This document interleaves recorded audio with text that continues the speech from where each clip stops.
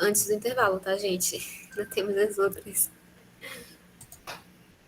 Compartilhando aqui.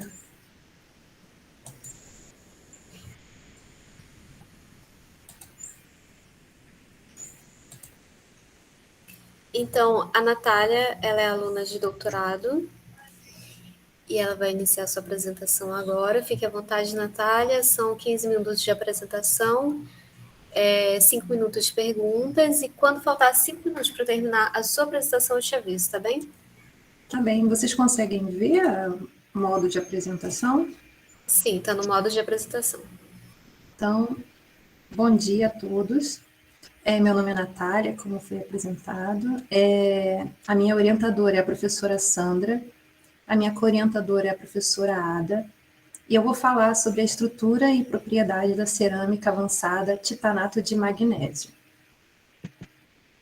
Resumidamente, eu vou falar sobre o que são essas cerâmicas avançadas, né, e aplicações, o que é a classe de minerais espinel, para se ter uma ideia, né, desses materiais, e materiais e procedimentos experimentais do preparo de amostras, resultados parciais e trabalhos futuros. O que são as cerâmicas avançadas? Bem, as cerâmicas avançadas, elas são materiais inovadores, tá? Projetados, pensados em laboratório, com as suas características ajustáveis às necessidades de aplicação. Elas se destacam por alto desempenho e versatilidade, ou seja, elas são pensadas para uma aplicação, e as cerâmicas avançadas, elas têm características semelhantes às cerâmicas usuais, tá? Alto ponto de fusão, propriedades isolantes, mas as avançadas podem ter propriedades condutoras. Então, elas são resistentes a agentes químicos, são absorvedoras de impacto. Então, aqui nessa fotografia, dá para vocês verem algumas pastilhas cerâmicas que são aplicadas no interior de alguns tubos para aumentar a resistência a agente químico, por exemplo. Então, elas têm a vantagem de ter o baixo custo de produção. Então, aqui nós temos o exemplo de um óxido ultra puro, que é utilizado para compor esse material, e são baratos, são relativamente baratos. Eles se destacam pelo controle na técnica de preparo, diferente das cerâmicas usuais. Você utiliza, como eu falei, esses óxidos, né, ultra puros, tem controle na temperatura de preparo dessas amostras, entre outros, né? Então, essa fotografia aqui mostra, por exemplo, o óxido de cromo, essa cor verde bonita, característica, muito usado para a dopagem de algumas redes, tá? Eu coloquei aqui embaixo, pequenininho, como exemplo, uma cerâmica transparente, tá? Assim como eu falei, ela foi projetada para substituir vidros e resinas. Então, elas são mais facilmente moldadas do que um vidro comum e, por exemplo, aguentam temperaturas mais elevadas. Então, seria uma vantagem, né, por exemplo. Em especial, nós estamos interessados no grupo em pesquisar cerâmicas redes cristalinas com propriedades óticas. Então, a cerâmica em questão, o MG2TiO4, ela apresenta diversas aplicações. Então, já é uma rede conhecida e que já tem aplicações conhecidas, tá? Então, são sensores de umidade, resistor de calor, material dielétrico, capacitores, cerâmicas eletrônicas, que são cerâmicas aplicadas na composição de componentes eletrônicos, tá? Entre outros. Aqui nós temos alguns exemplos de alguns artigos, né, que nós pesquisamos e mostram que essa rede, quando dopada com esses elementos, európio, samário, manganês, ela apresenta propriedades luminescentes, tá? Então, mais artigos que mostram isso, e também a pesquisa mostrou que não existe referências desse material dopado com cobalto divalente, por exemplo. Então, é um metal de transição, E o nosso objetivo é dopar essa cerâmica com cobalto e verificar se ela contribui ou não para a luminescência do sistema. A classe de minerais espinélio. Então, aqui nós podemos ver uma rede cúbica, né, tridimensional, com a presença de sítios de duas formas, octaédricos e tetraédricos aqui em si, tá? A classe de minerais espinélios tem essa formulação A, B2 ou 4. Então, conforme os cátions forem ocupando essas simetrias, isso vai ser responsável pela classificação dessa amostra, tá? Então, a distribuição de cargas A2, B3, A2+, B3+, e C2-, ela vai ela tem essa característica, né, de ocupação de carga, mas ela também possibilita a ocupação de cátions com outras valências, tá? Se esse espinélio for considerado perfeito, os cátions A, eles vão ocupar 1/8 dos sítios tetraédricos, enquanto que a metade dos cátions B vão ocupar os sítios octaédricos. A nossa rede em questão, ela é um espinel inverso, ou seja, ela é do tipo A2BO4. Então, essa ocupação seria contrária, tá? Aqui eu vou mostrar a rede em questão, né? Então, aqui é a rede cúbica, com a presença de sítios tetraédricos e a ocupação com Mg2+, e os sítios octaédricos. Então, aqui você tem o cátion, os cátions de magnésio e titânio ocupando os sítios octaédricos. Então, esses aqui são os parâmetros de rede da nossa rede, tá? E, como referência, nós utilizamos o banco de dados de estrutura cristalográfica, tá? Então, aqui você tem vários parâmetros dessa rede já conhecida, tá? E nós vamos utilizar isso como referência para a gente. A parte experimental. Então, as etapas de preparo são, primeiro, você tem um preparo dessa amostra por reação de estado sólido, tá? Isso inclui o tratamento térmico com esse forno, é um forno programável, tá? Com temperatura programável, e ela permanece no forno por 10 horas a 1.200 graus. Então, após isso, as amostras em pó são enviadas para o laboratório Lieta, e lá foram feitas a caracterização de raio-x e por fluorescência de raio-x, tá? Após isso, nós levamos a amostra faremos, né, a caracterização óptica no laboratório de luminescência. Agora, como que é feita a síntese pelo método do estado sólido? Então, primeiro, a massa dos óxidos ultrapuros são medidas separadamente, né, em balança de precisão. Depois, eles são misturados e macerados nesse grau de ágata com pistilo por 2 horas. E esse pó, após essa maceração, ele é colocado no pastilhador. Nós preparamos 3 pastilhas com um total de 2 gramas. E elas são levadas à prensa hidráulica e sofrem uma pressão de 4 toneladas para formar as pastilhas. Então, depois do tratamento térmico, são preparadas 3 pastilhas de cada tipo, dopada e pura, né? A dopada apresentou essa cor azulada e a pura apresentou essa cor branca aqui. Tá? Isso aqui é após o tratamento térmico, ok? Como foi pensada a dopagem dessa amostra, né? Então, a estequiometria previa a substituição dos cátions de magnésio, né, por metais de transição. Então, se pensou na seguinte substituição, em 0,01% de cátions de cobalto para substituir em cátions de magnésio. Então, aqui, esse x igual a 0, ó, observa que eu tenho 0 gramas de óxido de cobalto na amostra. Essa aqui é a amostra pura, tá? Então, aqui eu tenho uma boa quantidade de óxido de magnésio, de óxido de titânio e muito pouquinho óxido de cobalto. Então, aqui, a princípio, Foi feita uma amostra, uma medida preliminar, tá? Esses daqui são os parâmetros da medida. Essa medida foi feita no laboratório Lieta.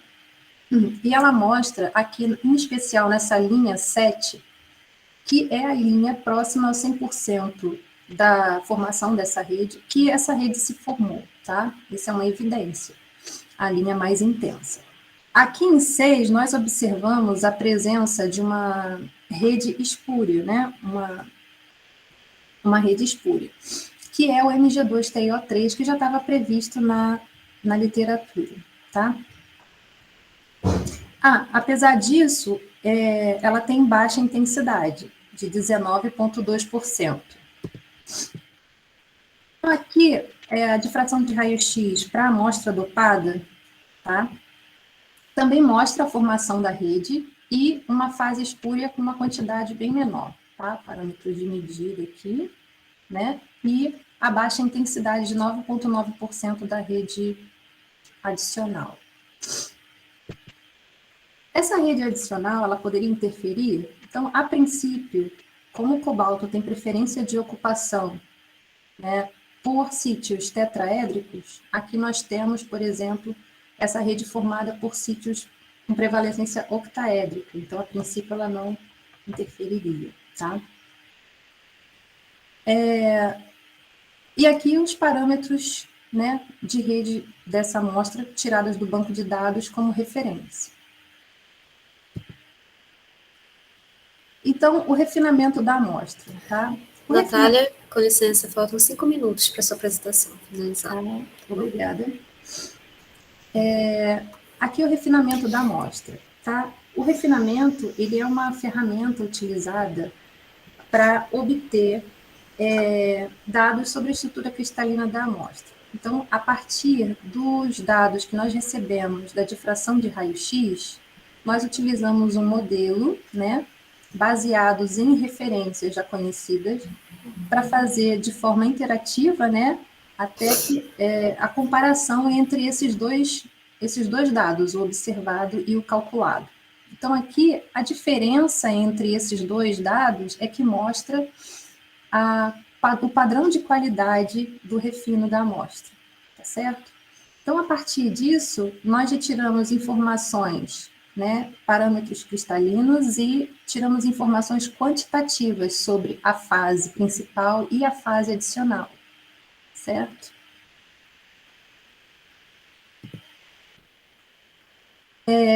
Aqui é o refinamento da amostra dopada, né? Vale lembrar que, em comparação com aqueles dados retirados do BDEC, os parâmetros estão com valores aceitáveis, tá?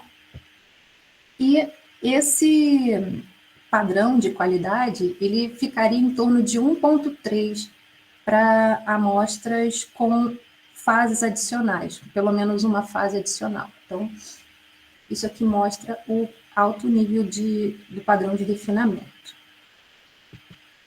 Então, nós fizemos, né, nós pedimos, solicitamos ao Lieta o refinamento, a fluorescência de raio-x da amostra, e essa fluorescência mostra a presença dos elementos que compõem a rede. Então, aqui nós temos a presença, um pico bem intenso de titânio, e a presença de argônio, mas, a princípio, isso é devido à presença do ar atmosférico durante a medida. Então, por que não tem aqui nesse espectro o magnésio? A princípio, a energia para excitar esse elemento estaria na faixa entre 1,2 e 1,3, 1,2 para a linha K-alfa-1 e 1,3 para a linha K-beta-1, tá? Então, como não foi possível utilizar vácuo durante essa medida, ele sofreria dispersão e não poderia ser detectado, tá? Então, aqui, eu tenho a fluorescência de raio-x da amostra dopada. Então, apesar de ter uma pequeníssima quantidade de cobalto, a gente pode observar a presença dela aqui, tá? A linha K-alfa do cobalto. Então, tem cobalto na amostra dopada, tá? Então, agora, trabalhos futuros. O objetivo é investigar a emissão dessa rede cristalina de estanato de magnésio dopado com metais de transição, tá? E investigar a emissão dessa rede para várias concentrações de dopantes. Então, esse é o nosso objetivo daqui para frente, tá? Eu corri muito. Essas são as referências, meu agradecimento às agências de fomento, tá? E em especial ao Laboratório Lieta, pelas medidas de caracterização. Obrigada. Parabéns pela apresentação, Natália. Obrigada. Alguma pergunta da plateia? Bom, eu tenho uma pergunta. Tá bom. Em relação às suas pastilhas, foi difícil de fazer? Porque tem alguns materiais em pó que quando você vai pastilhar, no caso, eles acabam quebrando, né? Quando você tira da máquina, da prensa. Aqui.